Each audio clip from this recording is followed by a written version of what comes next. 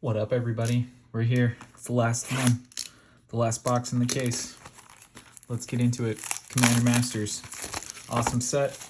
Yeah, probably by the time you've watched this, you'll see all the post-release price crushes. So pretty wild to watch throughout the weekend. Prices dropping by the day, but beautiful set. Some really awesome remakes. Still hopeful to see some exciting opens here, and definitely some cards I want to hold on to in here. I think it'll be interesting to watch the sort of price rebound. Hard to say. It's not like a new Commander deck's going to be necessarily discovered. We kind of know what's hype already, but beautiful Command Tower, Prophetic Prism. But yeah, it will be interesting to see long-term how these do. So, I mean, there's some crazy wild reprints in here, so definitely some big shakeups in prices. If you're a Commander player, great week to start shopping for singles for your decks.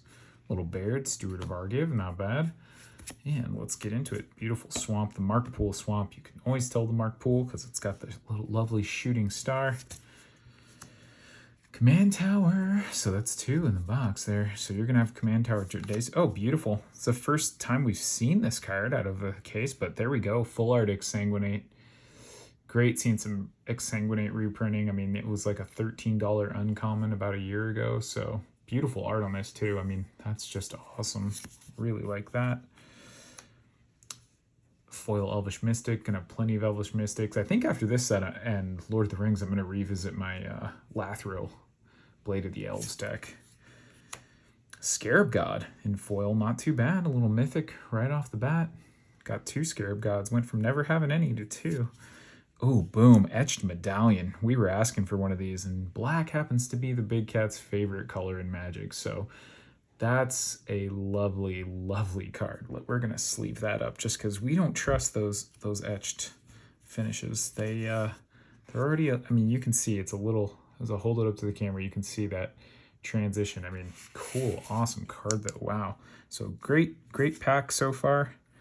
Got a Jet Medallion, an etched, and a Scarab God in foil. Titan of Littjara, this guy's actually seeing a lot of love right now too.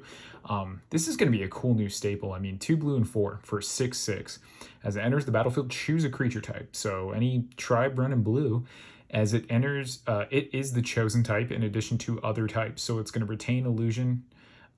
When Titan of Littjara enters the battlefield or attacks, you may draw a card for each other creature you control that shares a creature type with it. If you do, discard a card. But that's a single card, so I mean, in a tribal deck, you play this and can fill your hand with a discard. Any discard synergy is insane, but I mean, draw 3, discard 1 when you play this big guy, and he's part of the tribe. So if you have other ETBs, I mean, it's just the value statement of this card seems insane.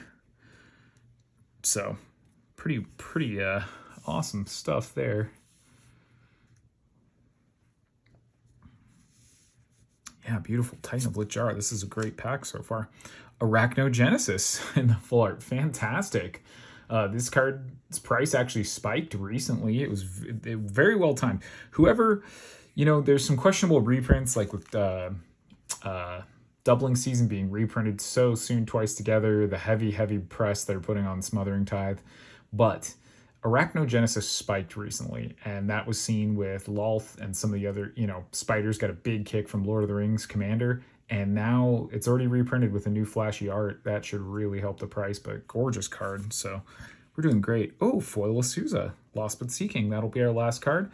But you know what? Azusa's pretty great. Her price has definitely dropped. She's only a few bucks, but a foil portrait art's probably got to be worth a few bucks there. So pretty nice little pack to start us off there. Our boy, all of our rares. I mean, a mythic, great cards in every slot. That was fantastic. So let's keep rocking and rolling here.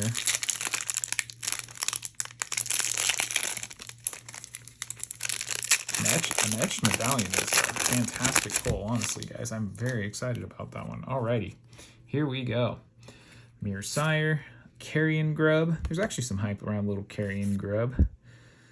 Goliath Sphinx, Abundant Harvest, classic, Phyrexian Jester downshifted. Aerael, Knight of Windgrace. We've opened one of her before, but the ability to just make other knights and tap destroy target creature with power X or less, I mean, she's a pretty good utility knight. Rebecca Gray Island. Love it. Love it. Man, the fact that these are Mark Poole and Rebecca Gray lands are just so dope. Love that. Beautiful new counterspell with some funky cool art on it.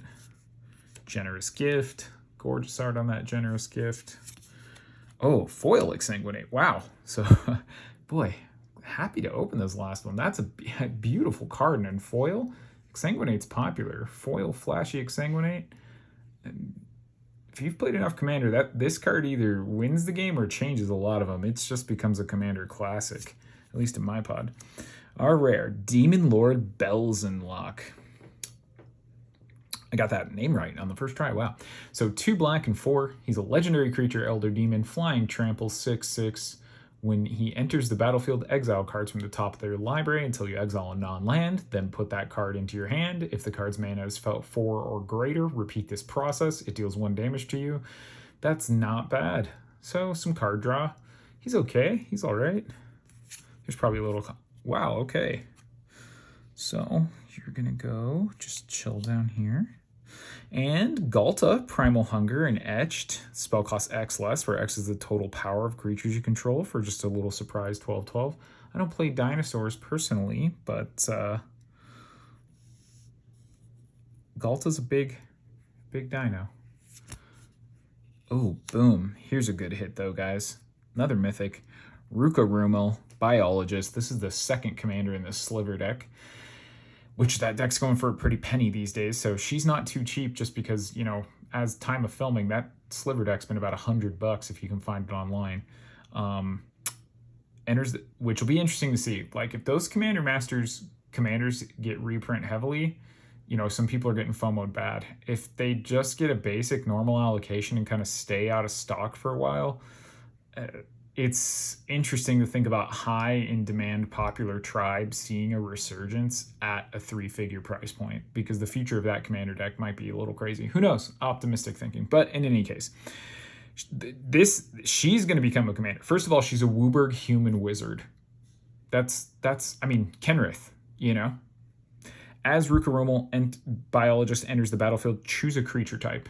So let's say for the sake of this, we're going to choose Knights. Slivers you control and non-token creatures you control are the chosen type in addition to their other creature types. The same is true for creature spells you control, so all your slivers are Knights. Not the ones not on the battlefield, your tokens. And she makes a sliver token that will also be a Knight. So it's really cool because this then turns slivers into Knights. So now you can use slivers as another tribe. So I mean, stuff like elves, stuff like humans. I mean, what if we make a dope humans 5-color deck with some of these great stacks humans? You know, let's use our Drannith Magistrate. Let's get oh gosh, what's her name? Thalia, you know, Guardian of Thraben out there. Let's get all these great utility humans out there, make them slivers so that we can play with certain slivers that also add to the tribe and just play like an uber tribal deck with some new tech. That's what this creature allows. I think she's so cool. I can't wait to see what the future of Ruka Rumel is. Oh, Orin Frostfang. Not bad at all. Those are useful. We have quite a few of those now. Went from none to several. Oh, boom. Let's go. Foil. Omnath. Locus of Mana. Old school Omnath, man. Green and 2. You don't lose unspent green mana as steps end, and he gets +1/+1 for each unspent green you have. Fantastic with the Summer of... Mother of Summer. What is that snake we opened in one of our other packs? But boy, that's awesome. A foil Omnath. So a foil mythic there. Foil Showcase mythic. Not bad in that last slot. Beautiful. Beautiful. Great that they picked orange to kind of contrast there. What a cool card. Man, might want to make a... We're going to sleeve up 2 more of these real quick. If you do open these at home, kids, have some sleeves handy. You never know when you're going to find that next wild card that you're like, oh my gosh, what's going to happen? And now we're going to do the exact reason why they recommend you buy singles, guys, because again, this is the week. Just watch, be patient. Amazing cards are going to get super cheap in the next month or so. Okay, let's keep going. Boy, this is quite the nice little box. Sorry. You know, it calls into question when I take the pack off camera. People are like, he swapped it for a better pack. Who knows? We'll see. I wish, guys. You can tell if you watch my channel at home, I don't edit my videos, so please never suspect me of repacking or doing anything for the camera, because as you can tell, I sit down in my chair and open packs and just try to film it to do a little something more with it. Honestly, I'm an old Magic player. I'm addicted to cracking packs. Elena Danner, beautiful, beautiful planes. Look at that, man. When you're doing art, land art in a set alongside Mark Poole and Rebecca Guay, and you still catch my attention there, look at that. That's a gorgeous land. Love it. All right. Stormkiln Artist. Man, we're getting some full arts we have yet to see, which is really cool. Stormkiln Artist, great for Spellslinger deck. I really like the art on that. Nadier's Nightblade. Another elf we're definitely going to work into Lathril if it's not already in there. Foil Counterspell. Never bad. Never bad. Grand Abolisher. Boy, I haven't seen him in a long time. Nice little foil hit there. Classic card too. Staxy Human, you know, Ruka Rummel, we see during your turn. Opponents can't activate. I mean, that's a great shutout. Imagine that's getting like muscle slivered and some other value. I mean, that's a cheap drop. It's going to be sharing all these abilities. Come on, getting all these slivers perks. There's our Scourge of the Throne in our etch slot. See again, that etched, you can tell it's just got those weird little dents and lack of transfer there. Still, I mean, not a bad card by any means. Beautiful foiling. That red and the color of this really pops with the black background, makes it really rich. A Regal Sliver. Sliver creatures you control have, when this creature enters the battlefield, slivers you control get +1/+1 until end of turn if you're the monarch. Otherwise, you become the monarch. So this is great to drop down and have several slivers come into play and make yourself the monarch and pump your slivers. So yeah, nice. A little sliver action. Beautiful. That's our second Demonic Tutor in this case. Gotta love that. Look at that Demonic Tutor. Ooh, guys, I've been playing Magic a very long time, and just opening Demonic Tutor doesn't get old, you guys. And this new art is so lit. I love that demon. I'm a big Diablo player too, and that's right up my alley. Oh, let's go. Gosh, 2 Demonic Tutors and beautiful foil Arachnogenesis. This one's going great. This is quite a finale to my openings here, because good golly, yeah, Arachnogenesis is just going in the regular stuff. Like, we've got some hits. All right, one more pack to go. One more pack to go, but this has been an awesome box. I'm stoked. I don't care that all the prices are dropping. You should buy singles, but I like cracking packs, and when I open Demonic Tutor, it's worth it. You know, buying Demonic Tutor is one thing. Opening Demonic Tutor is another feeling. So I'm paying a premium for the feeling, and I hope I share that with you guys at home. Thought Vessel and Foil is actually, I'm pretty glad to see a beautiful forest, Mark Poole forest, that shooting star. We're going to have to go back and look and make sure we got all 5. Kemba, that beautiful orange. Kudos to the art director who selected these bold, very like not frequently seen prominent background colors in Magic. You know, we're very like earthen landscapes. So the neon, the blues, these oranges, these pinks on Urza, very good call. Magenta colored. Faithless Looting. Beautiful foil Soul Ring. That's actually a hit too from this set. Those Soul Rings are going for a few bucks a pop. Sorry, I'm just getting some sleeves ready. Normally I don't sleeve as much on these videos, but now I'm like, man, look at that. That Soul Ring is amazing. Beautiful foiling. Quite.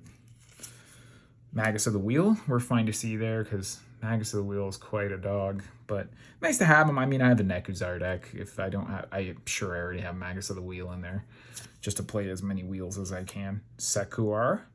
You know, Sekuar's a pretty popular commander. That's cool that he's got an etch version.